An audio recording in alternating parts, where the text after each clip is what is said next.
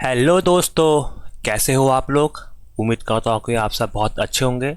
तो दोस्तों, आपका ललन टॉप सीरीज़ में बहुत बहुत स्वागत है, जिसमें आज हम अपना नया सब्जेक्ट यानी पावर सिस्टम स्टार्ट कर रहे हैं। ठीक है, तो आज हमारा ललन टॉप सीरीज़ में पावर सिस्टम का लेक्चर नंबर 1 है। तो देखिए, पहला क्वेश्चन क्या दिया है for what voltage is the H type of pole used. मतलब जो हमारे एच टाइप के पोल होते हैं वो किस वोल्टेज के लिए हमारे यूज़ होते हैं। ऑप्शन दिया है आपका 22 kV, सेकंड दिया आपका 130 kV, थर्ड है आपका 11 kV और फोर्थ दिया आपका 33 kV। तो देखिए यहाँ पर एच टाइप के जो हमारे पोल होते हैं, देखिए उनका डायग्राम बनता है कुछ ऐसा।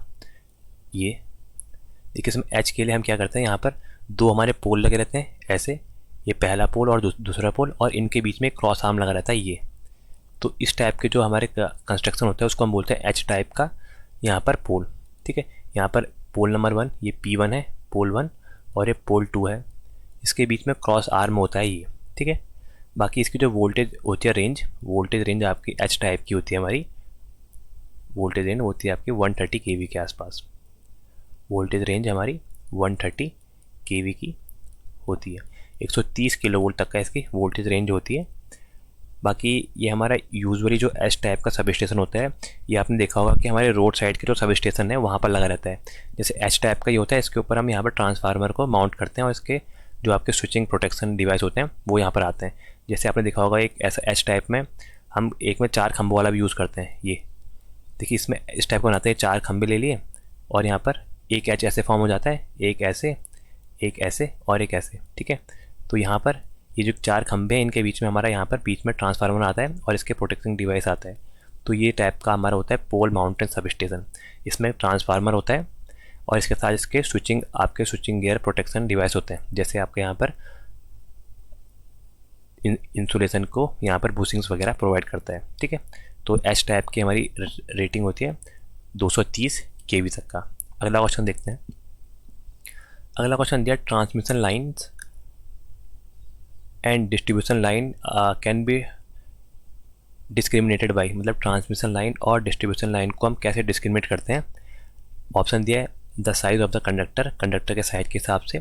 सेकंड दिया है द ऑपरेटिंग वोल्टेज के ऑपरेटिंग के हिसाब से। थर्ड दिया है the amount of current carried by the line, जो आपकी लाइन करंट कैरी करी उसके हिसाब से, या नन ऑफ दिस। तो देखिए, हमारी जो ट्रांसमिशन और डिस्ट्रीब्यूशन होता है ये हमारा बेसिकली हमारा डिपेंड करता है आपका ऑपरेटिंग वोल्टेज पर। तो आंसर तो हो जाएगा इसका answer number B, operating voltage. बाकी इसके बारे में मैं आपको एक्सप्लेन करता हूँ ये कैसा होता है। देखिए, यहाँ पर जब हम आपका कोई भी पावर सिस्टम में ट्रांसमिशन को डिज़ाइन करते हैं तो ट्रांसमिशन में हम यहाँ पर एक ट्रांसमिशन और डिस्ट्रीब्यूशन दो अलग अलग टाइप की कैटेगरी में डिवाइड करते हैं। ट्रांसमिशन और डिस्ट्रीब्यूशन, ट्रांसमिशन और यहाँ पर डिस्ट्रीब्यूशन आता है। और हम ट्रांसमिशन को भी फर्दर 2 पार्ट में डिवाइड करते हैं। एक प्राइमरी ट्रांसमिशन आता है और एक हमारा सेकेंडरी ट्रांसमिशन आता है। तो ये वाला हो गया हमारा प्राइमरी और ये है आपका सेकेंडरी। ठीक है, और यहाँ पर ये सेम आपका डिस्ट्रीब्यूशन के टाइम में होता है। डिस्ट्रीब्यूशन में पहला वाला हमारा एक होता है प्राइमरी डिस्ट्रीब्यूशन, देन होता है सेकेंडरी डिस्ट्रीब्यूशन। तो हम टोटल ट्रांसमिशन सिस्टम को हम 4 टाइप में डिवाइड करते हैं, जिसमें आपको यहाँ पर हम ट्रांसमिशन लाइन के थ्रू ट्रांसमिशन और डिस्ट्रीब्यूशन में क्लासीफाई करते हैं। ट्रांसमिशन और डिस्ट्रीब्यूशन आपका फर्दर 2 पार्ट में क्लासीफाई होता है, प्राइमरी ट्रांसमिशन और सेकेंडरी ट्रांसमिशन, और प्राइमरी डिस्ट्रीब्यूशन और सेकेंडरी डिस्ट्रीब्यूशन। तो देखिए, यहाँ पर इनकी कोई रेंज होती है कि किस रेंज की यहाँ पर वोल्टेज आती है। तो देखिए, जो हमारा प्राइमरी ट्रांसमिशन होता है ये आपका होता है 66 kV या इसके ऊपर 66 kV, या जिसके इसके ऊपर आप कहें तो 132 kV हमारा प्राइमरी ट्रांसमिशन है, या 220 kV या 400 kV। ये सब हमारे जो आते हैं मतलब हाई वोल्टेज में जहाँ ट्रांसमिट होता है उसको हम बोलते हैं प्राइमरी ट्रांसमिशन। ठीक है, इसके अलावा सेकेंडरी ट्रांसमिशन में क्या करते हैं हम प्राइमरी वाले में से के कुछ कम वोल्टेज होते हैं उसको यूज़ करते हैं। यहाँ पर हम बेसिकली 33 kV का यूज़ करते हैं। 33 kV आपका प्राइमरी ट्रांसमिशन होता है, सॉरी सेकेंडरी ट्रांसमिशन होता है। वहीं आपका अगर प्राइमरी डिस्ट्रीब्यूशन देखें तो प्राइमरी डिस्ट्रीब्यूशन होता है आपका 11 kV पर, और सेकेंडरी डिस्ट्रीब्यूशन जो आपका घर वगैरह कॉमर्शियल में होता है वो होता है आपका 415 वोल्ट पर। ठीक है, तो ये आपकी वोल्टेज रेटिंग होती है। तो यहाँ पर हम आपका ट्रांसमिशन लाइन को और डिस्ट्रीब्यूशन लाइन को कैसे क्लासीफाई करते हैं, बाय देयर वोल्टेज रेटिंग। ठीक है, तो ऑपरेटिंग वोल्टेज के हिसाब से हम क्लासीफाई करते हैं। Answer number B. अगला क्वेश्चन देखते हैं। दिया है आपका, which option represent the correct sequence of the flow of electrical power from a generating station to load, मतलब जनरेटिंग स्टेशन से लोड तक का जाने का कौन सा इसमें सही आपका बताया गया है। तो देखिए इसका मैं आपको अगली स्लाइड में वो दिखाता हूँ एक बार, सिंगल लाइन डायग्राम। तो देखिए इसका सिंगल लाइन डायग्राम कैसा होता है, जैसे हमारा यहाँ पर एक जनरेटिंग स्टेशन है ये, ठीक है, जहाँ पर से हमारी इलेक्ट्रिसिटी जनरेट होती है। उसके बाद हमारा लगता है स्टेप अप ट्रांसफार्मर, ठीक है, जो हमारे यहाँ पर वोल्टेज को स्टेप अप करता है। स्टेप अप इसलिए करते हैं ताकि इसके लॉसेस कम हो, ठीक है। देन इसके बाद यहाँ पर हमारा लगता है स्टेप डाउन ट्रांसफार्मर, ठीक है। तो यहाँ पर पहले इनके बारे में मेंशन कर देता हूँ। ये हमारा जनरेटिंग स्टेशन है, जनरेटिंग स्टेशन मतलब जहाँ से हमारी सप्लाई आ रही है या सप्लाई बन रही है यहाँ पर, ठीक है, जनरेटिंग स्टेशन। यहाँ पर ये कितने में जनरेट करता है, ये हमारा जनरेट करेगा 11 केवी में, ठीक है। ये आपके 11 के मल्टीपल में जनरेट करता है, 11 केवी में जनरेट करेगा। और इसका सेकेंडरी में क्या आ जाएगा, क्योंकि स्टेप अप है तो आपका स्टेप अप करेगा कितने में, ये जनरली करता है 132 वोल्ट, 132 केवी में, या आपका 220 केवी में। वो आपके अकॉर्डिंग टू ट्रांसफार्मर के रेशियो पे डिपेंड करता है। तो जो हमारे यहाँ पर होता है वो होता है आपका step up transformer. Step up transformer क्यों काम होता है, ताकि हमारी वोल्टेज स्टेप अप हो जाए, ताकि इसमें जो ट्रांसमिशन लॉस है ये कम हो जाए। तो देखिए जो आपके इसके बाद वाला ट्रांसफार्मर आता है वहाँ पर क्या क्या करते हैं, हम स्टेप डाउन करते हैं 132 केवी को, 132 केवी जो है इसको हमने स्टेप डाउन करा किसमें, 33 केवी में, ठीक है। तो देखिए यहाँ से जो आपका इन दोनों के बीच की लाइन है इसको हम बोलते हैं प्राइमरी ट्रांसमिशन। तो ये है हमारा प्राइमरी ट्रांसमिशन, प्राइमरी ट्रांसमिशन, ठीक है, ये वाला, ठीक है। इसके बाद देखिए जब हमने यहाँ पर कन्वर्ट कर दिया, इसके बाद जो आएगा ये हमारा आएगा सेकेंडरी ट्रांसमिशन। ये आता है हमारा सेकेंडरी ट्रांसमिशन, सेकेंडरी ट्रांसमिशन, ठीक है। सेकेंडरी ट्रांसमिशन में क्या करा हमने, 32 केवी की लाइन को हमने आगे को लिया, ठीक है। इसके बाद हम यहाँ पर दोबारा ट्रांसफार्मर लगाते हैं, ठीक है, ताकि हम 33 केवी को भी हम यहाँ पर कम कर सकें। स्टेप डाउन ट्रांसफार्मर लगता है, ये भी आपका स्टेप डाउन था, HD step down transformer. Then यहाँ पर भी आपका 33 केवी को हम किस में कन्वर्ट करते हैं, 11 केवी में, 33 को यहाँ 11 केवी में कन्वर्ट करते हैं। ये भी आपका होता है स्टेप डाउन ट्रांसफार्मर, ठीक है। अब यहाँ से जो हमारा आगे आता है ये आता है आपका प्राइमरी ट्रांसमिशन, ठीक है। प्राइमरी ट्रांसमिशन का होता है ये 11 केवी पर, 33 से 11 केवी में कन्वर्ट करा, 11 केवी में हमारा प्राइमरी ट्रांसमिशन होता है। ये आपका प्राइमरी डिस्ट्रीब्यूशन, प्राइमरी डिस्ट्रीब्यूशन, पहले के दो हमारे ट्रांसमिशन, देन ये आपका डिस्ट्रीब्यूशन होता है। इसको थोड़ा छोटा करता हूँ, ठीक है। इसके बाद देखिए, इसके बाद हम एक और यहाँ पर ट्रांसफार्मर लगाते हैं जो हमारा डिस्ट्रीब्यूशन ट्रांसफार्मर होता है, जो हमारे घर के पास लगा रहता है। ये क्या करता है, आपका 11 केवी को कन्वर्ट करेगा आपका 415 वोल्ट में, ठीक है, 415 वोल्ट में कन्वर्ट करेगा। ये भी आपका स्टेप डाउन ट्रांसफार्मर होता है। और इसके बाद यहाँ से हमारी टैपिंग ली जाती है, जहाँ से हम घर को या कंज्यूमर को कनेक्शन जाता है ये, ठीक है। तो ये वाला क्या आपका, ये है आपका डिस्ट्रीब्यूशन ट्रांसफार्मर। डिस्ट्रीब्यूशन ट्रांसफार्मर से जो निकला रहता है वो होता है आपका सेकेंडरी ट्रांसमिशन या सेकेंडरी डिस्ट्रीब्यूशन होता है, ठीक है। सेकेंडरी डिस्ट्रीब्यूशन आपका डिस्ट्रीब्यूशन ट्रांसफार्मर का आउटपुट से निकलता है ये। तो सबसे पहले हमारा आता है प्राइमरी ट्रांसमिशन जो आपका 132 केवी में होता है। सेकेंडरी ट्रांसमिशन आपका यहाँ पर आपका 33 केवी में होता है। प्राइमरी डिस्ट्रीब्यूशन 11 केवी में और सेकेंडरी डिस्ट्रीब्यूशन आपका 415 केवी में। तो पहले क्या है, प्राइमरी ट्रांसमिशन, फिर सेकेंडरी ट्रांसमिशन, प्राइमरी डिस्ट्रीब्यूशन और सेकेंडरी डिस्ट्रीब्यूशन। तो इस क्वेश्चन का आंसर देखते हैं। देखिए इस क्वेश्चन का क्या होगा आंसर। देखिए यहाँ पर पहले क्या आएगा, पहले आएगा आपका प्राइमरी ट्रांसमिशन, बिल्कुल ठीक है, फिर सेकेंडरी ट्रांसमिशन, ये ठीक है, फिर प्राइमरी डिस्ट्रीब्यूशन, फिर सेकेंडरी डिस्ट्रीब्यूशन। तो आंसर नंबर डी इसका सही हो जाएगा, ठीक है। बाकी एक्सप्लेन मैंने यहाँ पर कर रहा है कैसे आए। अगला क्वेश्चन देखते हैं। अगला क्वेश्चन दिया है, what is the ratio of copper required of a 3 phase 3 wire AC system. 3 phase 3 wire का AC सिस्टम है to an equivalent 2 wire DC equivalent system. मतलब 2 वायर DC इक्विवेलेंट सिस्टम की तुलना में 3 फेज 3 वायर के AC में हमारा कितना यहाँ पर कॉपर का रिक्वायरमेंट होगी, इनका रेशियो बताना है। मतलब ऊपर दिया आपका 3 फेज 3 वायर और नीचे दिया आपका 2 वायर DC सिस्टम, ठीक है, 2 वायर DC सिस्टम। तो देखिए हमारा 3 फेज 3 वायर आपका मोस्ट इकोनॉमिकल सिस्टम होता है। और इसके अंदर हमारा क्या होता है, इसके अंदर हमारे यहाँ पर कंडक्टर का जो मटेरियल का रिक्वायरमेंट होता है वो बहुत कम होता है। आपका सिंगल फेज़ के मुकाबले में यहाँ पर 3 फेज़ में कंडक्टर का रिक्वायरमेंट बहुत कम होता है। ये रिक्वायरमेंट कम होने से यहाँ पर जो हमारा 3 फेज़ का ट्रांसमिशन होता है वो बहुत चीपर होता है, क्योंकि जो हमारा आपका कंडक्टर का क्रॉस सेक्शन एरिया है ये देखिए ये जो क्रॉस सेक्शन एरिया है, तो ये क्रॉस सेक्शन एरिया हमारा कम हो जाता है। क्रॉस सेक्शन एरिया कम होगा मतलब कंडक्टर मटेरियल की कॉस्ट कम आएगी, कंडक्टर कम लेगा तो इसकी कॉस्ट कम आएगी, तो ओवरऑल ये इकोनॉमिकल हो जाता है आपका 3 फेज सिस्टम। ठीक है, तो यहाँ पर जो आपका 3 फेज और थ्री वायर सिस्टम है, इसका आपका 2 फेज के साथ हम करते हैं, तो ये आता है 1/2 कॉस स्क्वायर थीटा। ठीक है, तो ये आप याद कर लीजिएगा 1/2 cos square theta. Answer number C हो जाएगा 1/2 कॉस स्क्वायर थीटा, ये स्क्वायर में है यहाँ पर। ठीक है, बाकी मैंने इसकी टेबल बना के दी है, आप आगे देखिए। यहाँ पर ये देखिए, यहाँ पर पुनः मैंने बना के दिया कि डीसी सिस्टम अगर 2 वायर का है तो उसमें यहाँ पर same maximum voltage to earth 1 होगी, बाकी same maximum voltage between conductor 1 होगी। ठीक है, वैसे 2 फेज मिड पॉइंट, मतलब ये 2 फेज आपका 2 फेज मिड पॉइंट को आपका डीसी 3 वायर सिस्टम, और इसमें फ़र्क होता है, यहाँ पर मिड पॉइंट होता है 0.251 ऐसे करके सब दिया है मैंने, सिंगल फेज 2 वायर। बाकी यहाँ पर देखिए हमें क्या पूछा था, 3 फेज 3 वायर। 3 फेज 3 वायर में क्या होता है आपका 0.5 अपॉन कॉस स्क्वायर 5। ठीक है, तो मतलब 3 फेज 3 वायर में क्या हुआ, यहाँ से देखिए आप, 3 फेज 3 वायर में होता है आपका 0.5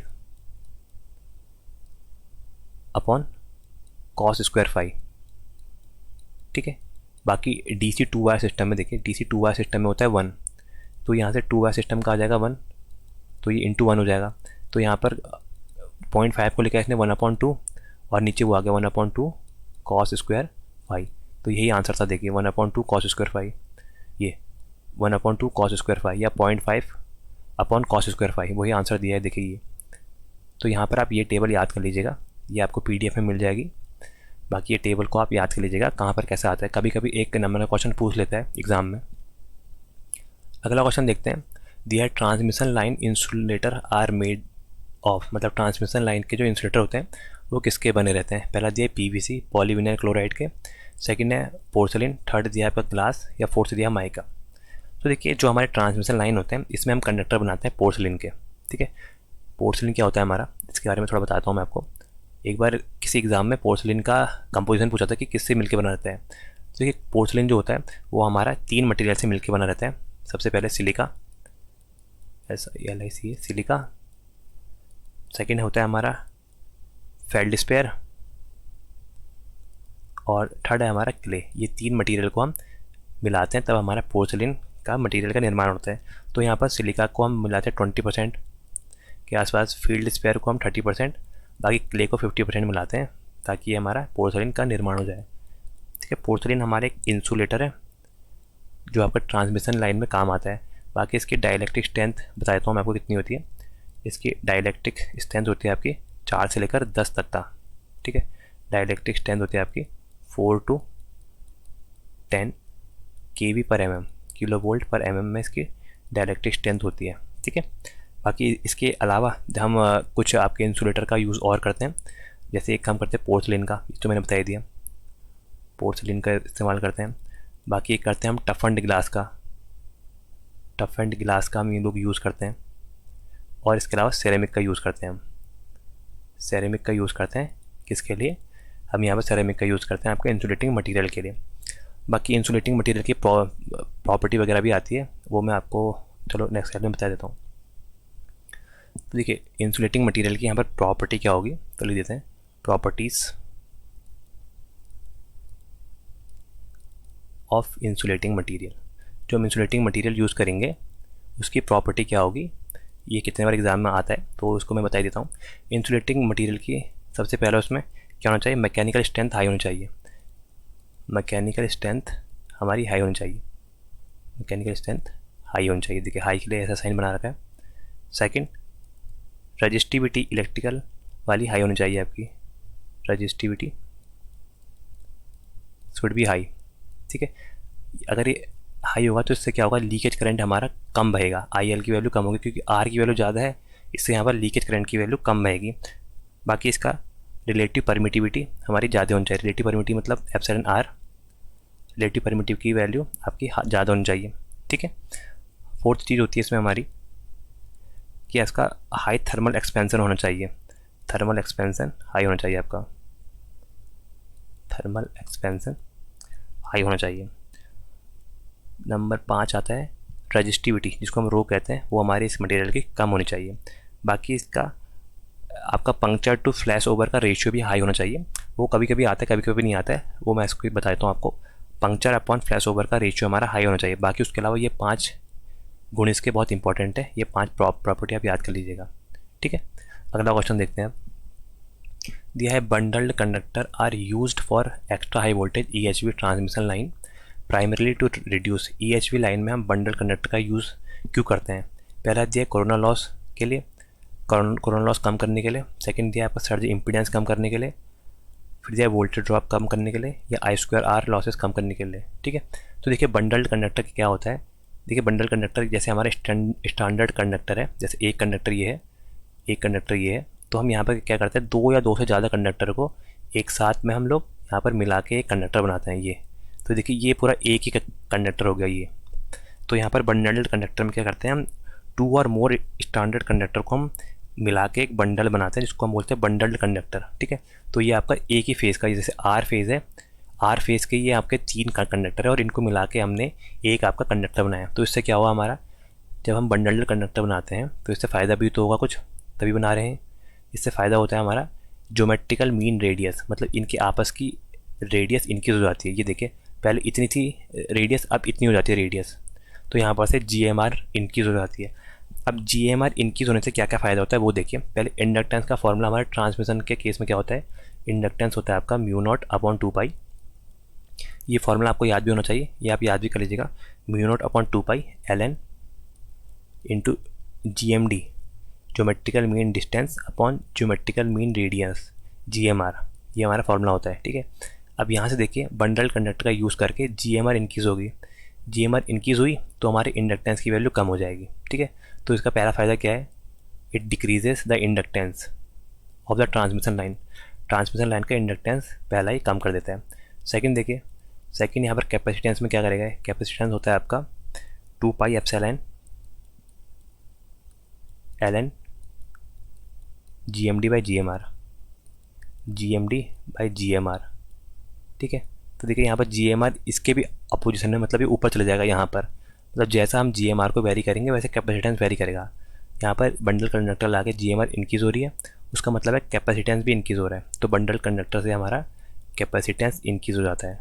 तो बंडल कंडक्टर हमारा आपका एक इंडक्टेंस कम करते हैं और आपका कैपेसिटेंस इंक्रीज़ करते हैं। साथ साथ जो इनका मेन काम होता है ये क्या करते हैं, ये हमारे करते हैं रिड्यूस कोरोना वोल्टेज, ठीक है। कोरोना की जो लॉसेज है उसको भी यहाँ कम करते हैं। कैसे, क्योंकि कोरोना का होता है आपका V-VP, ठीक है। कोरोना आपका डायरेक्टली बोलना होता है वोल्टेज माइनस VP, आपका जिस वोल्टेज पर आपका कोरोना आपका अकर होता है। VP आपका क्रिटिकल डिस्ट्रप्टिव वोल्टेज होती है, V आपकी सप्लाई वोल्टेज। देखिए अगर इंडक्टेंस की वैल्यू कम है तो यहाँ पर से हमारी जो V की वैल्यू है ये ज़्यादा हो जाएगी। अगर ये ज़्यादा है तो हमारे जिस वोल्टेज में कोरोना होता है वो भी कम हो जाता है। तो इससे क्या होता है, हमारे कोरोना लॉस भी कम हो जाते हैं।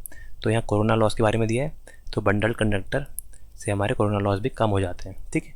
बाकी ये दो फार्मूला आप याद कर लीजिएगा, इंडक्टेंस और कैपेसिटेंस का। अब अगला क्वेश्चन देखते हैं। अगला क्वेश्चन दिया है conductor which connect the consumer terminal to distribution line are known as, मतलब जो कंज्यूमर को डिस्ट्रीब्यूशन तक का जोड़े उसको हम क्या बोलते हैं, ठीक है। तो देखिए हमारा डिस्ट्रीब्यूशन वाला सिस्टम ये है और यहाँ पर कंज्यूमर है, इनको जो यहाँ पर कनेक्ट करता है ये, इसको हम बोलते हैं सर्विस मेन्स। ये हमारी क्या होती है, सर्विस मेन्स। सर्विस मेन्स एक वायर होती है जो हमारे सबसे पास वाले खंबे से लेकर हमारे घर के मीटर तक का लगी रहती है। तो आंसर क्या हो जाएगा, आंसर सर्विस मेन्स है, जो आपका कनेक्ट करता है कंज्यूमर टर्मिनल, मतलब हमारे पास जो एनर्जी मीटर है उसको किससे, आपके डिस्ट्रीब्यूटर लाइन से, मतलब जो आपके खंबे के पास जो आपके सबसे पास में पोल लगा है उससे कनेक्ट करता है, इसको बोलते हैं हम सर्विस मेन्स, ठीक है। बाकी इसके अलावा दो चीज़ें और होती है उसमें, फीडर और डिस्ट्रीब्यूटर। देखिए फीडर क्या होता है, फीडर हमारा होता है, फीडर जो आपका जनरेटिंग सबस्टेशन मतलब जहाँ से हमारी बिजली जनरेट हो रही है उसको ये आपका जोड़ता है किससे, ये आपको कनेक्ट करता है उससे डिस्ट्रीब्यूशन पॉइंट तक का, या फिर लोकल सब स्टेशन तक का ये कनेक्ट करता है, ठीक है। डिस्ट्रीब्यूशन पॉइंट या लोकल सब स्टेशन लिख सकते हैं, यहाँ तक का ये आपको कनेक्ट करता है, तो इसको हम बोलते हैं आपका फीडर। इसको जो वायर आ रही है इसके बीच में ये होती है फीडर, और इसमें हम कोई भी टैपिंग प्रोवाइड नहीं करते हैं, no tapping provide in feeder, ठीक है। फीडर में कोई भी टैपिंग नहीं होती है।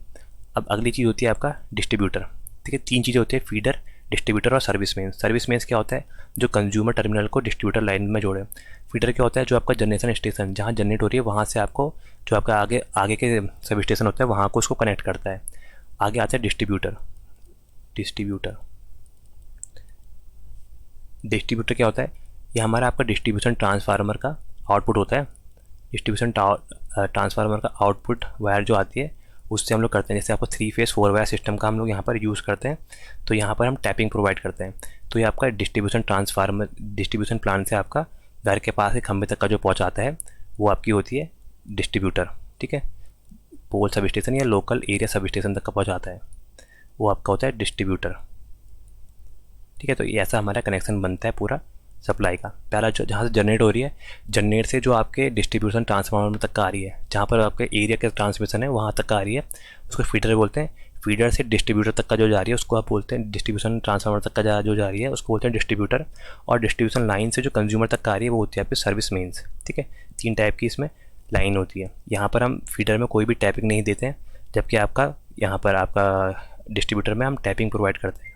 ठीक है, आइए अगला क्वेश्चन देखते हैं। अगला क्वेश्चन दिया है, why is ring main distribution system preferred to a radial system. हम मतलब रिंग मेन को ज़्यादा क्यों वजीयत देते हैं as compare to radial system में। ऑप्शन दिया है, पहला मतलब स्टेटमेंट दिया है, voltage drop in the feeder is less. Feeder में जो वोल्टेज ड्रॉप है वो कम होते हैं, रिंग मेन की बात कर रहे हैं। बाकी पावर फैक्टर हाई होता है और आपका सप्लाई इज़ मोर रिलायबल। तो देखिए यहाँ पर क्या होता है, सबसे पहले देखिए आपको फीडर दिखाता हूँ कि आपका रेडियल वाला कैसे काम करता है। देखिए रेडियल में एक हमारा जनरेटिंग सोर्स होता है। जनरेटिंग सोर्स है रेडियल मतलब एक ही दिशा में आपका करंट का फ्लो होता है, यहाँ पे सप्लाई का फ्लो होता है। जैसे ये जनरेटिंग स्टेशन है, यहाँ से मैंने कोई 2 पार्ट में कन्वर्ट कर दिया ये। ठीक है, ये आगे ऐसे ऐसे ये देखिए मतलब एक ही डायरेक्शन में यहाँ पर फ्लो हो रहा है और इसके बाद मैंने ये पॉइंट लगा के आगे को डिस्ट्रीब्यूट कर दिए। तो ये क्या है आपका, ये है आपका रेडियल ट्रांसमिशन या रेडियल फीडर बोल सकते हैं, और ये आपका रेडियल डिस्ट्रीब्यूटर होता है। रेडियल डिस्ट्रीब्यूटर यहाँ क्या होगा, देखिए अगर किसी एक जगह भी यहाँ पर फॉल्ट आ गया तो यहाँ पर फॉल्ट आने से पूरा सिस्टम ही क्या हो जाएगा, ब्लॉक हो जाएगा। मतलब इसके आगे की इसकी रिलायबिलिटी बहुत कम हो जाती है। आपका सबसे जो लीस्ट रिलायबल होता है वो आपका होता है radial system. Radial system is least reliable, इसकी रिलायबिलिटी बहुत कम होती है, लीस्ट रिलायबल होता है। कहीं पे एक जगह फॉल्ट आ जाएगा तो ये पूरा आपको बर्बाद कर देगा पूरे सिस्टम को। ठीक है, बाकी इसके अलावा क्या क्या होता है, हम ऐसे सिस्टम का यूज़ पहले तो हम आजकल नहीं करते हैं, और हम इनका यूज़ जहाँ पर करते थे वो है आपके गांव वगैरह, जहाँ पर आपका रूरल इलाका है वहाँ हम इस टाइप के सिस्टम का रेडियल का यूज़ करते हैं, जहाँ पर आपका जो आपका कंज्यूमर है वो आपका उसके आसपास कनेक्ट हो सब स्टेशन के। जैसे सब स्टेशन यहाँ पर है तो इसके आसपास ही कनेक्ट हो इस एरिया पर, तभी आपको अच्छे से प्रोवाइड कर सकता है यहाँ पर आपका सप्लाई।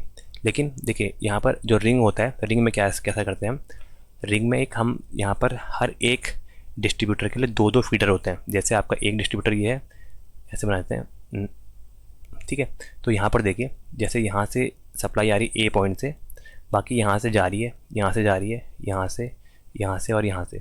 तो देखिए हर एक फीडर के लिए यहाँ पर 2 कनेक्ट है, एक ये और एक ये कनेक्ट है, एक ये और एक ये कनेक्ट है, देन इसके लिए ये और ये कनेक्ट है।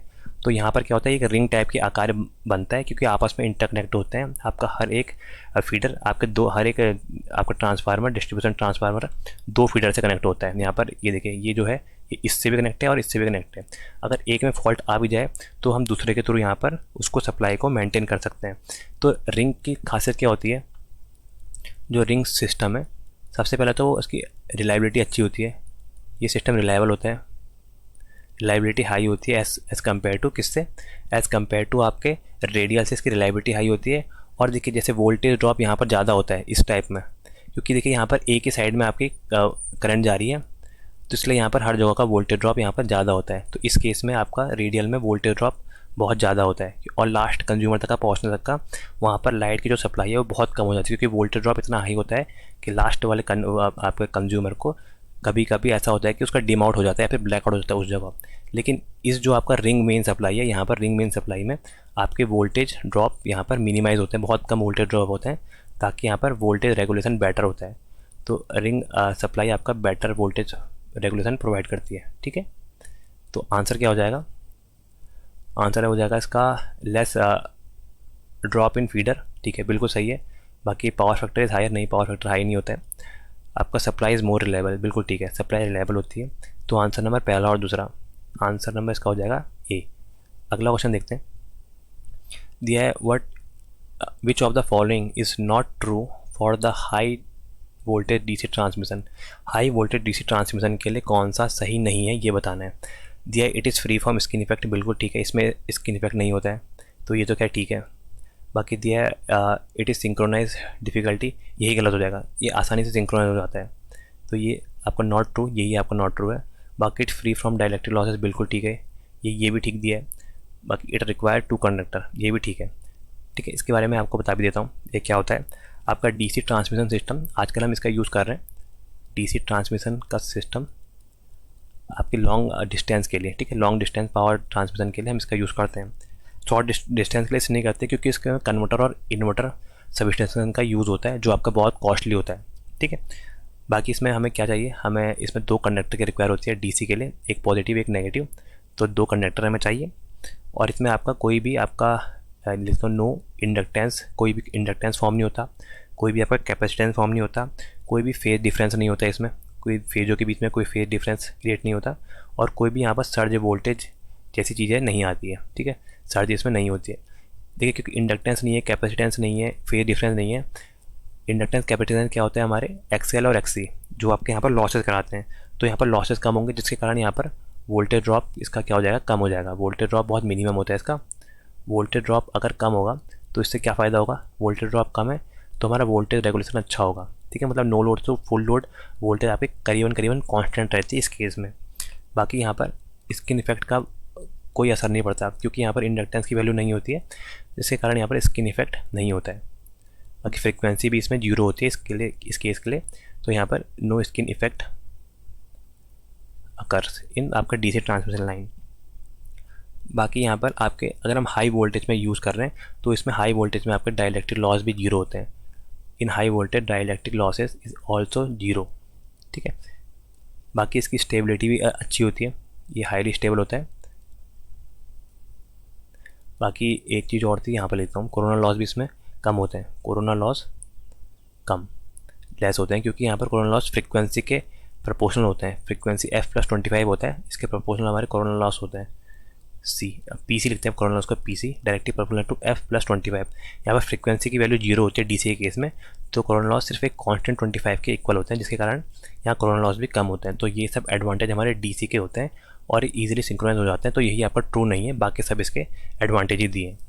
अगला क्वेश्चन देखिए, दिया है indoor substation for electricity distribution is generally preferred for a voltage up to, मतलब इंडोर सब स्टेशन को हम कितने वोल्टेज के लिए प्रीफर करते हैं, और इसके ऊपर जाने पर हम आउटडोर को प्रेफर करते हैं, आउटडोर को कितने में प्रेफर करते हैं और इंडोर को कितने में प्रेफर करते हैं, ये पूछ रहा है। देखिए, वैसे तो इंडोर जो होता है, इंडोर को हम जनरली बनाते हैं आपका 11 kV के लिए। ठीक है, 11 kV के लिए, लेकिन हम इसको अप टू यूज़ कर सकते हैं 33 kV, जहाँ पर हम 33 kV तक का मैक्सिमम यूज़ कर सकते हैं। तो अप टू लिखा है तो इसको हम अप टू 33 kV तक का यूज़ कर सकते हैं, लेकिन जनरली 11 kV का बनाते हैं, लेकिन 33 kV से बाद के हमारे सब आउटडोर हो जाते हैं, तो आंसर हो जाएगा 33 kV। Answer number A 33 kV indoor को हम बनाते हैं। बाकी आउटडोर जो होता है हमारा आउटडोर सब स्टेशन को हम बनाते हैं जो आपका बियॉन्ड 33 kV या ग्रेटर देन 33 kV या फिर आपका 66 kV होता है, वो आपका सब यहाँ पर आउटडोर के अंदर आता है। ठीक है, इसके अलावा हमारे पास एक वो आता है अंडरग्राउंड सिस्टम। किसके काम आता है अंडरग्राउंड सिस्टम? पहले तो बहुत कॉस्टली होता है, और ये कहाँ यूज़ करते हैं हम, जहाँ पर आपका पॉपुलेशन बहुत ज़्यादा है, जहाँ पर पॉपुलेशन हमारी बहुत ज़्यादा है, मतलब बहुत क्राउड है, उस जगह पर हम सेफ्टी पर्पज़ के लिए हम इसका यूज़ करते हैं। ठीक है, बाकी एक हमारा आता है पोल माउंटेड ट्रांसफार्मर, पोल माउंटेड सब स्टेशन। ठीक है, इसमें क्या करते हैं, वही आपका जो 4 खंभे होते हैं, इसमें ट्रांसफार्मर को लगाते हैं ऐसे। ठीक है, यहाँ पर हमें इसके स्विच गियर डिवाइस वगैरह सब इसमें कनेक्ट होते हैं, तो इसकी जो रेंज होती है वो अप टू हम 11 kV तक का यूज़ कर सकते हैं, या किसी जगह हम 33 kV भी अगर एक्सट्रीम कंडीशन है वहाँ यूज़ कर सकते हैं। बाकी ये हमारे जो आउटडोर या फिर पोल माउंटेड सब स्टेशन है, ये सबसे सस्ता होता है, और हम इसको आपका रोड के किनारे भी आपको इस्टेब्लिश कर सकते हैं। ठीक है, तो ये इसके बारे में रहा। तो आंसर क्या हो जाएगा, आंसर है 33 kV। 33 kV तक का हम इंडोर, उसके बाद हम आउटडोर का यूज़ इस्तेमाल करते हैं। अगला क्वेश्चन देखते हैं। यह है आपका a large hydro power station.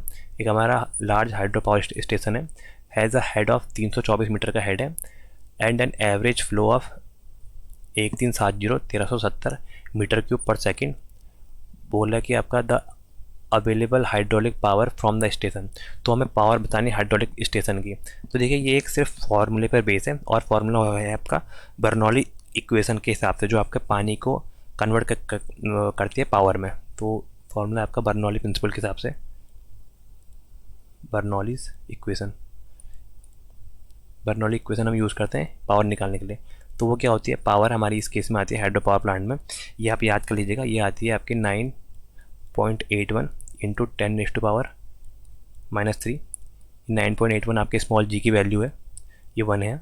9.81 into 10⁻⁻3 into eta Q W H. ठीक है, ईटा क्यू डब्ल्यू एच को एक ऐसे तो ब्रैकेट में आपको याद रहेगा, और ये किस में आती है, इसकी यूनिट होती है किलोवाट पर। यहाँ पर ईटा क्या होती है हमारी, ईटा होती है आपकी प्लांट की इफ़िशियंसी। अगर मेंशन नहीं है तो हम बाय डिफ़ॉल्ट इसको 1 मान के चलेंगे। ठीक है, ये आपकी प्लांट इफ़िशियंसी है। क्यू क्या होता है हमारा, क्यू होता है आपका डिस्चार्ज रेट ऑफ वाटर, मतलब किस रेट में आपका वाटर डिस्चार्ज हो रहा है, discharge rate of water, discharge rate of water. ठीक है, ये हमारे किस में होता है आपका मीटर क्यूब पर सेकंड पर। ठीक है, मीटर क्यूब पर सेकंड पर होता है। अगर नहीं मेंशन है तो हम इसको जनरली मानते हैं आपका 1000। ठीक है, 1000 मीटर क्यूब पर सेकंड के हिसाब से। ठीक है, लेकिन यहाँ पर दिया है तो कोई, चलो बढ़िया ही है। बाकी यहाँ पर आपका होता है डब्लू। डब्लू जो है आपका वेट ऑफ वाटर या फिर density of water. Density of water, density of water हमारी होती है आपका 1000 के बराबर। 1000 किसके डेंसिटी है तो मीटर क्यूब पर सेकेंड, तो डेंसिटी हमारी होती है 1000 मीटर क्यूब पर सेकेंड। ये आपको किसी भी क्वेश्चन में गिवन नहीं होगी, तो ये आपको याद होना चाहिए कि वाटर की डेंसिटी का फार्मूला होता है आपका, मतलब इसकी वैल्यू होती है 1000 into metre cube per second. ठीक है, बाकी इसके अलावा एच जो है, एच है आपका हेड, जो आपकी हेड हाइट है आपके प्लांट की, हेड हाइट। ठीक है, तो देखिए इसमें हमें क्या दिया है, हमें यहाँ पर से हेड हाइट दी है, एच की वैल्यू दी है, क्यू की वैल्यू दी है। देखिए डब्ल्यू की वैल्यू गिवन नहीं होती है, हमें पता है क्या होती है 1000 होती है। बाकी यहाँ से हमें पावर निकालनी है। तो देखिए अगले पेज में मैं आपको सॉल्व करके दिखाता हूँ इसको कैसे सॉल्व करेंगे। तो देखिए यहाँ पर से हम क्या निकालेंगे, हमें दिया है हेड की वैल्यू, एच हेड की वैल्यू कितनी थी हमें 324 थी, 324 मीटर। ठीक है, इतनी ऊंचाई का हमारा हेड है। बाकी यहाँ पर डिस्चार्ज रेट जो था वो क्यू, उसकी वैल्यू कितनी थी, उसकी वैल्यू थी आपकी 1370, 1370 metre cube per second. Density है तो मीटर क्यूब में ही आता है पर सेकेंड। डब्ल्यू की वैल्यू, वाटर का डिस्चार्ज रेट है वो 1000 होती है, ये आप याद कर लीजिएगा, 1000 मीटर क्यूब पर सेकेंड। ठीक है, और इसके अलावा हमें क्या दिया था, इसके अलावा कुछ दिया था, इफ़िशियंसी नहीं गिवन है तो बाय डिफ़ॉल्ट हम मानते हैं 100% या 1। ठीक है, इफ़िशियंसी नहीं गिवन है तो बाय डिफ़ॉल्ट 1 मानते हैं। तो फार्मूला लगाते हैं, फार्मूला क्या है यहाँ लिखते हैं, पावर का फार्मूला होता है आपका 9.81 इंटू 10⁻³ इंटू ईटा, या फिर इफ़िशियंसी का जो लिखते हैं ईटा क्यू डब्ल्यू एच। यहाँ से सबकी वैल्यू हमें पता है, पुट कर देते हैं। क्या आएगा 9.81 इंटू 10⁻³ इफ़िशियंसी 100% मतलब 1 है। क्यू की वैल्यू कितनी है, क्यू की वैल्यू 1370। बाकी एच की वैल्यू है, पहले डब्ल्यू की वैल्यू लिखते हैं, डब्ल्यू की है आपकी 1000 और एच की वैल्यू है आपकी 324।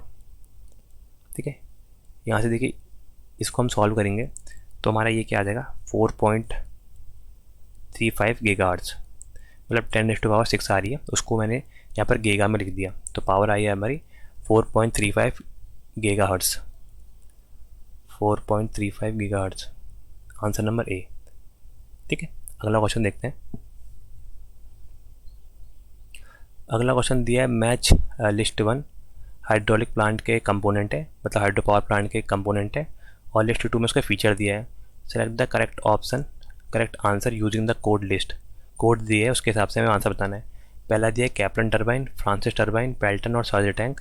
बाकी इनके specified speed up to 60 RPM, control the pressure of variation, head power, head lower than 30 metre with variable load, और आपका हाई हेड अबव आपका 100 मीटर। ठीक है, तो इसके लिए क्या आंसर होगा हमें यहाँ पर पहले बताना पड़ेगा। तो कैप्लन टरबाइन और फ्रांसिस टरबाइन जो होते हैं हम इसके बारे में जानते हैं। देखिए कैप्लन टरबाइन हमारी कहाँ काम आती है, जहाँ पर हमारा लोअर हेड हो। कैप्लन टरबाइन हमारे लो हेड के काम आती है, लो हेड काम आती है। लो हेड मतलब लेस देन 30। ठीक है, तो देखिए हेड लोअर देन 30 मीटर, तो इसका तो हो जाएगा ए। कैप्लन टरबाइन आपका लो हेड के लिए काम आती है। और जो हमारी यहाँ पर दिया है आपका फ्रांसिस टरबाइन, फ्रांसिस टरबाइन आती है आपकी हाई हेड के लिए। Francis turbine is use for high head. ये आंसर नंबर इसका सेकंड वाले का आ जाएगा बी।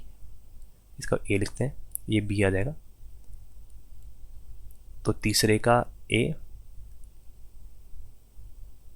ऐसे करके हमारा आंसर आ जाएगा। आगे देखते हैं पेल्टन टरबाइन। पेल्टन टरबाइन हमारी मीडियम रेंज के लिए काम आती है। ये 60 RPM के आसपास घूमती है, तो इसका हो जाएगा पेल्टन टरबाइन का, इसका सी, पहले का सी आ जाएगा ये। और सर्ज टैंक हमारा क्या काम करता है, हमारा प्रेशर को मैनिपुलेट करता है, इसका आ जाएगा डी। ठीक है, तो देखिए ए का क्या आ जाएगा, ए का आ गया आपका ए का 3, ए का 3 आपका यही ऑप्शन में, ए का 3, बी का 1। देखिए बी का 1 है, ए का 3 बी का 1, ए का 3 बी का 1 नहीं आएगा, ए का 3 बी का 4 है ना, बी का 4 है आपका अबव 100 मीटर, तो आंसर ये आ जाएगा, ये आंसर नंबर बी। देखिए ए का 3 पहले का कैप्लन टरबाइन का हम यूज़ करते हैं आपका जहाँ पर लो हेड का इस्तेमाल होता है। बाकी फ्रांसिस टरबाइन का यूज़ होता है हाई हेड के लिए, 100 मीटर या 300 मीटर के अबव होता है। वैसे आपका पेल्टन व्हील का यूज़ करते हैं हम आपका 60 RPM के आसपास की स्पेसिफिक स्पीड पर, NS की स्पीड पर। बाकी सर्ज टैंक आपका एक ऐसा कंपोनेंट है जो आपका प्रेशर को आपका मैनिपुलेट करता है पेनस्टॉक में। ठीक है, तो आंसर हो जाएगा इसका आंसर नंबर बी। ठीक है, ये इसका आंसर सही है। बाकी एक टेबल आपको बता देता हूँ, यहाँ पर हम टरबाइन को बताते हैं। पेल्टन टरबाइन होती है हमारे पास, फ्रांसिस होती है और कैप्लन होती है। 3 टाइप की हमारे पास टरबाइन होती है, फ्रांसिस टरबाइन, कैप्लन टरबाइन और पेल्टन टरबाइन। ठीक है, तो ये मैंने इनके बारे में लिख दिया, इनके नाम। बाकी ये कहाँ हेड, कौन से हेड पर काम करती है, कितनी ऊंचाई पे काम करती है। तो पेल्टन आपके ग्रेटर देन आपका 300 मीटर पे हमारी काम करती है, बहुत हाई हेड के लिए ये हमारी काम करती है, 300 मीटर के आसपास काम करती है। फ्रांसिस जो है ये मीडियम हेड के लिए, मतलब 60 to 300 मीटर के लिए हम इसका यूज़ करते हैं। बाकी कैप्लन जो है बहुत लो हेड के लिए, 30 मीटर के लिए या उससे कम के लिए हम इसका यूज़ करते हैं।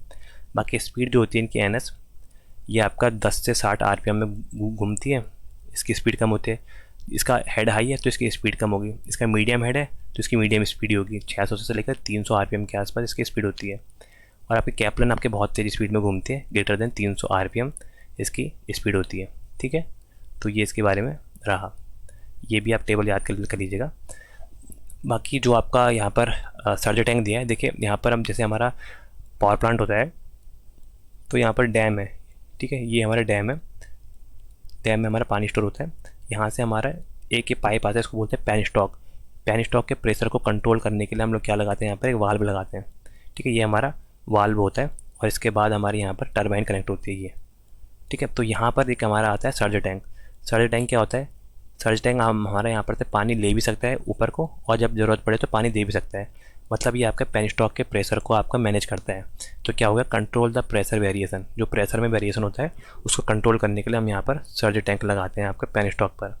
वाल्व हाउस और आपके डैम के बीच में लगा रहता है आपका पेनस्टॉक, पेनस्टॉक पे सर्ज टैंक। ठीक है, अगला क्वेश्चन देखते हैं। अगला क्वेश्चन दिया है, major share of power generation in India is through, मतलब हमारे इंडिया में पावर जनरेशन सबसे ज़्यादा किसके थ्रू होता है। ऑप्शन दिया थर्मल पावर प्लांट, फिर दिया आपका nuclear power plant, then hydro electric power plant, और आपका फोर्थ दिया है आपका सोलर एनर्जी। तो देखिए यहाँ पर जो हमारा सबसे ज़्यादा एनर्जी जनरेट होती है वो होती है आपकी कोयले से, मतलब थर्मल पावर प्लांट से। थर्मल पावर प्लांट में आपका अप्रॉक्सीमेटली 65 to 68% हमारा टोटल इंडिया में जितनी जनरेट हो रही है बिजली उसका 65% इसके थ्रू होता है।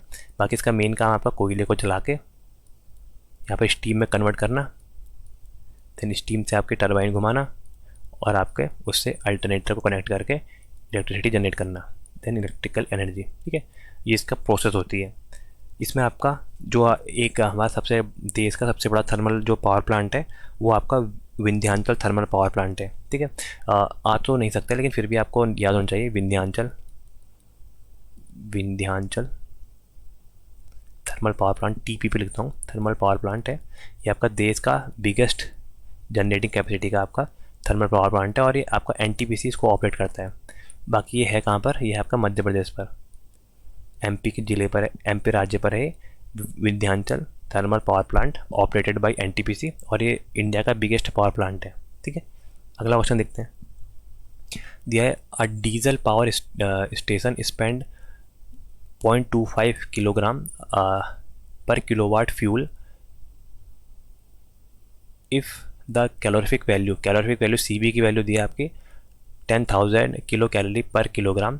तो हमें ओवरऑल एफिशिएंसी बतानी है पावर स्टेशन की। देखिए कौन सा पावर प्लांट है, डीजल पावर प्लांट। तो डीजल पावर प्लांट के लिए ओवरऑल एफिशिएंसी का फॉर्मूला पहले मैं आपको बताता हूँ।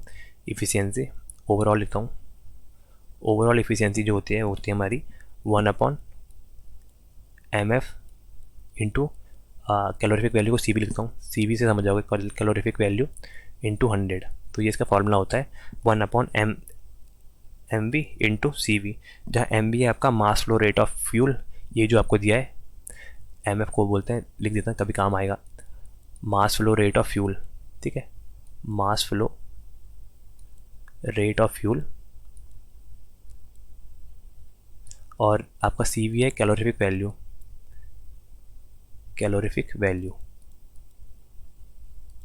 ठीक है। तो यहाँ से एम एफ की जो हमें वैल्यू दी है, एम एफ की वैल्यू कितनी दी है आपकी 0.25 किलोग्राम पर किलोवाट आवर, ठीक है। पहले हम किलोवाट आवर को हमें यहाँ पर जूल में कन्वर्ट करना पड़ेगा आपको एनर्जी निकालने के लिए, क्योंकि कैलोरीफिक वैल्यू जो होती है वो आपके जूल में होती है। तो इसके लिए कैसे करेंगे हम, किलोवाट आवर को हम लोग पहले यहाँ पर जूल में कन्वर्ट करेंगे। तो क्या आएगा आपका 0.25 आ जाएगा। किलोवाट को हम यहाँ पर कन्वर्ट करने के लिए पहले 10⁻³ से मल्टीप्लाई करेंगे, 10⁻³ से हम लोग यहाँ पर डिवाइड करेंगे, मतलब 1000 से डिवाइड करेंगे तब इसका किलो हट जाएगा। और आवर के लिए क्या करेंगे हम, आवर के लिए हम 3600 से डिवाइड करेंगे, क्योंकि 1 मिनट में 60 सेकंड होते हैं और 1 घंटे में 60 मिनट होते हैं। तो 60 × 60 3600 हो जाएगा। तो इतना क्या आ गया, ये किलोग्राम पर जूल, ये आपका जूल में कन्वर्ट हो गया, ठीक है। ये आपका एम की वैल्यू आ गई। अब हम यहाँ से सी वी की कैलोरीफिक वैल्यू की वैल्यू निकालेंगे, वो आएगी आपकी 10,000, जो हमें दिया है वो है 10,000 किलो कैलोरी पर जूल, किलो कैलोरी पर केजी। यहाँ पर हमें किलो कैलोरी को हमें जूल में बदलना पड़ेगा। तो क्या होता है आपका, एक जूल हमारा होता है, 1 किलो कैलोरी होता है आपका 4.18 जूल, ठीक है, 4.18 के बराबर आ जाएगा। तो यहाँ पर क्या आएगा, ये आएगा 4.18 को हम सीधे लिखें तो 4.18 इंटू यहाँ पर किलो है, किलो क्या आ जाएंगे आपके, किलो क्या आ जाएंगे यहाँ पर 10⁻³ और ये 4 जीरो और है, मतलब 10⁻7, 10⁻7 जूल पर केजी, ठीक है। तो यहाँ से इसकी वैल्यू इतनी आ गई और सी वी की वैल्यू इतनी आ गई। बस अब फॉर्मूले में पुट करना है और आंसर निकालना है। तो देखिए फॉर्मूला क्या था इफ़िशियंसी का, ये था 1/mf इंटू सी वी। यहाँ से हमने इसकी वैल्यू निकाली है, 1/mf की वैल्यू कितनी थी हमारी, mf की वैल्यू थी आपकी 0.25 थी। बाकी हमने इसको उसमें कन्वर्ट करने के लिए 3600 से डिवाइड कर रखा था और आपका 1000 से डिवाइड कर रखा था, 1000 मतलब 10⁻³ से डिवाइड कर रखा था। और कैलोरीफिक वैल्यू की भी वैल्यू थी आपके 10⁻7। तो ये देखिए ये नीचे ही ऊपर चले जाएगा, आ जाएगा 3600 इंटू 10⁻³ और यहाँ आएगा आपका 0.25 या 1/4 इंटू 10⁻7। तो यहाँ से हम लोग सॉल्व करेंगे, इंटू 100 करेंगे परसेंटेज के लिए। तो सॉल्व करके हमारा आ जाएगा आपका 34.4% के आसपास, ठीक है। तो आंसर क्या आ जाएगा 34% के आसपास, आंसर नंबर सी 34.4%। अगला क्वेश्चन देखते हैं। अगला क्वेश्चन दिया है हॉरिजॉन्टल एक्सेस और vertical axis are type of. Horizontal axis और वर्टिकल एक्सेस किसका टाइप है, न्यूक्लियर रिएक्टर का, विंड मिल का, बायोगैस रिएक्टर का और सोलर सेल का। तो इसका आंसर क्या हो जाएगा, आंसर हो जाएगा विंड मिल। जो हमारी विंड मिल है पवन चक्की, हम उसको 2 टाइप में क्लासीफाई करते हैं। कौन कौन से, एक आपको हॉरिजॉन्टल एक्सेस में, और एक होता है हमारा वर्टिकल एक्सेस पे, ठीक है। हॉरिजॉन्टल एक्सेस वाला क्या होता है यहाँ पर, हॉरिजॉन्टल एक्सेस वाले में हमारे यहाँ पर एक्सेस तो होगी हॉरिजॉन्टल, लेकिन हमारे जो यहाँ पर ब्लेड लगे रहते हैं ये लगे रहते हैं वर्टिकली, ब्लेड हमारे वर्टिकल लगे रहते हैं। और हम इसमें जनरली 3 ब्लेड का यूज़ करते हैं, यहाँ पर 3 ब्लेड्स आर यूज्ड, ठीक है, 3 ब्लेड का यूज़ करते हैं। और ये हमारा जो आपका हॉरिजॉन्टल वाला होता है ये सेल्फ स्टार्टिंग टाइप का प्लांट होता है, ये ऑटोमेटिकली स्टार्ट हो जाता है, इसके कारण इसकी इफ़िशियंसी भी बहुत हाई होती है। लेकिन आपका जो वर्टिकल वाला होता है, देखिए इसमें ये लगे तो ऐसे रहते हैं, लेकिन यहाँ पर ये कनेक्ट होते हैं ऐसे, देखिए एक प्रोपेलर यहाँ लगा है, एक प्रोपेलर यहाँ लगा है, एक यहाँ एक यहाँ, तो ऐसे करके घूमते हैं। ये वर्टिकली लगे रहते हैं लेकिन इसकी एक्सेस होती है हॉरिजॉन्टली, ठीक है। तो यहाँ पर क्या होता है, यहाँ पर आपका इसका एक फ़ायदा है कि जहाँ पर आपको कम एरिया की रिक्वायर्ड हो वहाँ पर हम इसका यूज़ करते हैं, तो इनके इंस्टॉलेशन के लिए लेस एरिया रिक्वायर्ड होता है, ठीक है। बाकी इसका ऐसे एक बार वो भी आया है आपका फार्मूला पावर का कितना होता है। तो विंड टर्बाइन में जो पावर जनरेट होती है उसका फार्मूला होता है 1/2 रो इंटू ए, ये रो है, rho into A V cube into C P. तो ये इसका फार्मूला होता है rho into A V cube into C P, जहाँ रो आपकी एयर डेंसिटी है, ठीक है, और ए जो है वो आपका रोटर का स्विफ्ट एरिया है, डब्ल्यू है आपके विंड की स्पीड, वेलोसिटी ऑफ विंड, और सी है आपके पावर कोफिशिएंट की efficiency, power efficiency of a power wind power plant. अगला क्वेश्चन देखते हैं, दिया है minimum wind speed required for generating electricity in a wind mill. हमें विंड मिल से अगर इलेक्ट्रिसिटी जनरेट करनी पड़े तो उसके लिए हमें कितनी आपको यहाँ पर मिनिमम रिक्वायर्ड होगी आपके विंड की स्पीड की। तो इसके लिए हम मिनिमम रिक्वायर करते हैं 12 से 16 किलोमीटर के बीच में। 12 से 16 किलोमीटर की अगर हमारे पास विंड है तभी हमारे यहाँ पर ये काम करेगा, 12 से 16 किलोमीटर के बीच में। तो यहाँ मीटर में ये तो गलत हो जाएगा, किलोमीटर में होना चाहिए, 1 किलोमीटर ये भी नहीं है, तो आंसर हो जाएगा answer number C 15 kilometre per hour, ठीक है। हम यहाँ पर जनरली जो यूज़ करते हैं वो हम करते हैं आपका 12 से लेकर 16 तक का, ठीक है। यहाँ पर ये क्या करता है, ये मैकेनिकल एनर्जी को कन्वर्ट करता है आपका इलेक्ट्रिकल एनर्जी पर, विंड मिल मैकेनिकल को इलेक्ट्रिकल एनर्जी में आपको कन्वर्ट करता है। बाकी इसका पावर का फॉर्मूला मैंने बताया था आपको अभी पहले क्वेश्चन में, 1/2 मतलब हाफ, ये रो है, इंटू ए ये velocity V cube into C P, ठीक है। तो यहाँ पर जो आपका रो है ये आपका एयर डेंसिटी फैक्टर है, ए है आपका cross section area of rotor blades, V जो है आपका वी है आपका विंड ऑफ स्पीड। ये देखिए यहाँ पर कितने बार आ रखा है, पावर जो डायरेक्टली प्रोपोर्शनल होती है वो आपकी विंड स्पीड के प्रोपोर्शनल होती है, विंड स्पीड के क्यूब के प्रोपोर्शनल हमारी पावर जनरेट होती है, ठीक है। ये आप याद कर लीजिएगा। तो ये इसके बारे में रह गया, इसका फॉर्मूला है। अगला क्वेश्चन देखते हैं, दिया है in thermal power plant economiser is use to heat. Economiser को यूज़ हम थर्मल पावर प्लांट में कहाँ करते हैं, तो कि इकोनोमाइज़र का हम नाम से क्या जानते हैं, इकोनोमाइज़र को हम बोलते हैं आपका feed water heater. Economiser is known as feed water heater, इसको हम फीड वाटर हीटर भी बोलते हैं। मतलब जब हम बॉयलर में जाने वाले आपको वाटर को हम दोबारा से फीड करते हैं तो उसमें इकोनोमाइज़र के थ्रू जो आपकी फ्लू गैस होती है हम उससे हम वाटर को गर्म करते हैं, ठीक है। तो यहाँ पर हम लोग करते क्या, हम वाटर को गर्म करते हैं, फीड वाटर को हम गर्म करते हैं इकोनोमाइज़र से थ्रू, क्योंकि ये फ्लू गैस के कारण जो उनकी हीट होती है उसको एब्जॉर्ब कर देता है यहाँ पर आपका फीड वाटर में। तो यहाँ पर क्या बोलते हैं, इसको हम फीड वाटर हीटर, ठीक है। इसको हम फीड वाटर हीटर भी बोलते हैं क्योंकि यहाँ पर जो हम पानी इसको फीड कर रहे हैं बॉयलर में उसको ये हीट करता है by use of flue gases, ठीक है। अगला क्वेश्चन देखते हैं अब। अगला क्वेश्चन ये है, choose the correct schematic arrangement for a nuclear power station. Nuclear power station के लिए करेक्ट सीमेटिक कौन सा है। तो देखिए यहाँ पर हम न्यूक्लियर पावर प्लांट का थोड़ा मैं बताता हूँ आपको, न्यूक्लियर पावर प्लांट में कैसे कैसे और क्या क्या चीज़ें कनेक्ट होती है। तो न्यूक्लियर पावर प्लांट में सबसे पहले आता है न्यूक्लियर रिएक्टर, जिसके अंदर न्यूक्लियर रिएक्शन वाली हमारी प्रक्रिया होती है, न्यूक्लियर फ्यूजन होता है यहाँ पर। तो ये होता है आपका न्यूक्लियर रिएक्टर, सबसे पहले न्यूक्लियर रिएक्टर आता है, ठीक है। तो यहाँ से हीट आती है और ये हीट एक्सचेंजर में हमारी हीट जाती है। तो ये जो पार्ट बना रखा है ये मैंने बना रखा है हीट एक्सचेंजर, यहाँ पर हीट का एक्सचेंज होता है, हीट एक्सचेंजर, ठीक है। ये हमारा heat exchanger. Then heat exchanger से हमारा स्टीम, हीट एक्सचेंजर से हमारी स्टीम आती है क्योंकि पानी गर्म होता है तो पानी के क्या बनती है, स्टीम। यहाँ पर स्टीम आती है, स्टीम को हम वाल्व के थ्रू कंट्रोल करते हैं और हम उस वाल्व के थ्रू स्टीम को कहाँ देते हैं, टरबाइन में। तो यहाँ पर आती है टरबाइन। तो स्टीम को हम देते हैं टरबाइन पर वाल्व के थ्रू कंट्रोल करके, ठीक है। और टरबाइन से हमारा कपल्ड होता है यहाँ पर अल्टरनेटर, ठीक है। एमजी सेट के थ्रू हमारा यहाँ पर अल्टरनेटर कनेक्ट होता है। तो अल्टरनेटर ये है आपका अल्टरनेटर, और यहाँ से हम सप्लाई प्रोवाइड करते हैं आगे आगे आपके बस बार में हमारी सप्लाई चली जाती है, ठीक है। और इसके बाद देखिए टरबाइन में गैस पड़ी मतलब स्टीम पड़ी, बाकी यहाँ पर से एग्जॉस्ट स्टीम नीचे आती है, ये एग्जॉस्ट स्टीम है। एग्जॉस्ट स्टीम को हम लोग देते हैं आपका कंडेंसर में, ये हमारा कंडेंसर होता है। और कंडेंसर में हम यहाँ पर इसको ठंडा करने के लिए कूलिंग टावर में भेजते हैं।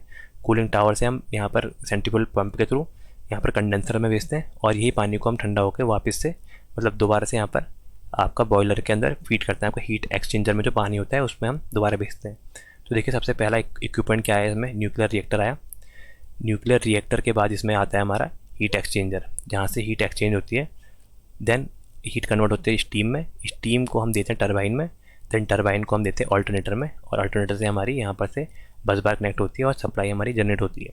तो क्या आएगा, देखिए पहला ही ऑप्शन देखिए एक ही दिया है न्यूक्लियर रिएक्टर से, तो यही आंसर सही हो जाएगा कि न्यूक्लियर रिएक्टर पहला component, then heat exchanger, then steam turbine. देखिए टरबाइन जो आपका स्टीम से रोटेट हो रही है उसको हम स्टीम टरबाइन कहते हैं, और फिर अल्टरनेटर, ठीक है। तो आंसर हो जाएगा आंसर नंबर ए। अगला क्वेश्चन देखते हैं। अगला क्वेश्चन दिया है हमें, most efficient plant are normally used as. जो हमारे मोस्ट इफिशियंट प्लांट होते हैं वो कौन से प्लांट होते हैं। पहला है पीक लोड प्लांट, या सेकेंड है बेस लोड प्लांट, और थर्ड दिया है आपका आइदर ए और बी, और डी दिया है नन ऑफ दी अबव। तो देखिए हमारे मोस्ट इफिशिएंट जो प्लांट होते हैं जो आपके ऑल डे चलते हैं वो होते हैं, यानी जो आपके बेस लोड पर काम करते हैं, मतलब मिनिमम इन पे इतना बेस तो होगा ही है। इनकी बेस लोड प्लांट को हम बोलते हैं आपका मोस्ट इफिशिएंट प्लांट, ठीक है। बेस लोड प्लांट के अंदर हमारे कौन कौन से प्लांट आते हैं, इसमें आते हैं न्यूक्लियर पावर प्लांट, एनपीपी लिखता हूँ, न्यूक्लियर पावर प्लांट। इसमें कोल पावर प्लांट या थर्मल पावर प्लांट भी बोल सकते हो आप। इसमें hydro power plant, HPP hydro power plant. इसमें बायोगैस पावर प्लांट वगैरह इसमें आते हैं, ठीक है। लेकिन इनके आपका क्या है, इनके जो स्टार्टिंग है आपका एक हाइड्रो पावर प्लांट को छोड़ के बाकी सबकी स्टार्टिंग में काफ़ी टाइम लगता है, मतलब अप्रॉक्सीमेटली 10 to 12 आवर इसके ऑपरेटिंग में लगता है, इतना इनको टाइम लगता है स्टार्ट होने में।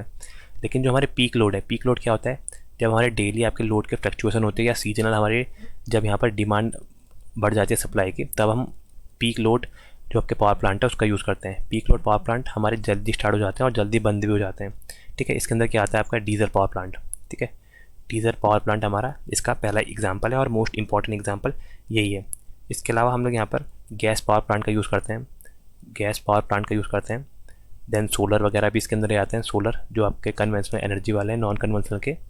और इसमें एक आता है आपका hydro power plant. Hydro power plant कौन सा, जो आपका यहाँ पर स्टोर करता है एनर्जी, या फिर आपको कहते हैं pump storage hydro power plant, pump storage hydro electrical power plant, ठीक है। जिसमें आपका पहले से पानी स्टोर है, बस उसमें को आपको यहाँ पर टरबाइन में देना पड़ता है।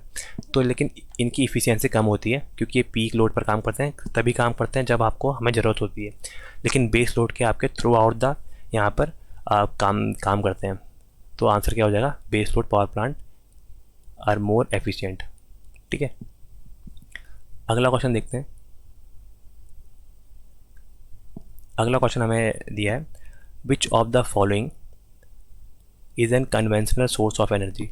कन्वेंशनल सोर्स ऑफ एनर्जी कौन सा है, विंड है, बायोमास है, फॉसिल फ्यूल है, या फिर सोलर पावर प्लांट है। देखिए कन्वेंशनल एनर्जी सोर्स वो होते हैं जिनको हम परंपरागत यानी पहले से यूज़ करते हुए आ रहे हैं, ठीक है। तो यहाँ पर देखिए विंड हमारा है रिन्यूएबल एनर्जी सोर्स, बायोमास भी हमारा रिन्यूएबल एनर्जी सोर्स है, सोलर को भी हम रिन्यूएबल एनर्जी सोर्स कर रहे हैं। लेकिन फॉसिल फ्यूल मतलब जैसे पेट्रोल वगैरह आप बाकी आपके वुड वगैरह का हम यूज़ पहले से करते आ रहे हैं। तो यहाँ पर कह रहा है कि कौन सा आपका कन्वेंशनल है, तो कन्वेंशनल हम फॉसिल फ्यूल का यूज़ करके आते हैं। बाकी सोर्स को हम यहाँ पर दो टाइप से आपको डिवाइड करते हैं। सोर्स ऑफ एनर्जी को, सोर्स ऑफ एनर्जी को हम दो टाइप से क्लासीफाई करते हैं। कौन कौन से, हम इसको क्लासीफाई करते हैं आपका कन्वेंशनल और नॉन कन्वेंशनल के लिए, ठीक है। पहला लिखते हैं कन्वेंशनल, सेकेंड है आपका नॉन कन्वेंशनल, ठीक है। परंपरागत और गैर परंपरागत रूप से काम करते हैं। देखिए यहाँ पर जो हम नॉन कन्वेंशनल है इसको ही हम लोग और क्या बोलते हैं, थोड़ा छोटा करता हूँ। देखिए नॉन कन्वेंशनल जो है मतलब कन्वेंशनल जो है इनको ही हम लोग बोलते हैं नॉन रिन्यूएबल, मतलब जिनको हम वापस से रिन्यू नहीं कर सकते हैं, non renewable energy sources. Non renewable energy sources. ठीक है, बाकी जो आपके यहाँ पर नॉन कन्वेंशनल है उसको हम बोलते हैं रिन्यूएबल एनर्जी सोर्सेज, जिनको हम वापस से रीन्यू कर सकते हैं। ठीक है, इसके अंदर कौन कौन से आते हैं? इसके अंदर हमारे आते हैं हमारे विंड, जैसे विंड पावर प्लांट या विंड एनर्जी है, ये हमारी दोबारा यूज़ होती है। सोलर वगैरह सब इसके अंदर आता है। टाइडल एनर्जी जो आपके ज्वार भाटा वाली होती है वो भी इसके अंदर ही आती है।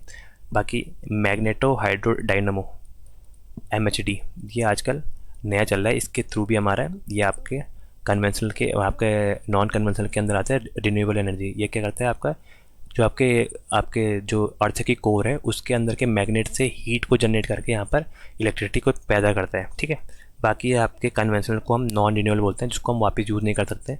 जैसे इसके अंदर कोल वगैरह आ गया, पेट्रोलियम वगैरह आ गया या वुड वगैरह आ गया, तो एक बार यूज़ कर दिया देन ये आपका ख़त्म हो जाते हैं। लेकिन रिन्यूएबल को हम दोबारा से रिन्यू कर सकते हैं। ठीक है, तो उम्मीद करता हूँ दोस्तों आपको ये वीडियो पसंद आई होगी। थैंक यू सो मच, बने रहो इस सीरीज के साथ।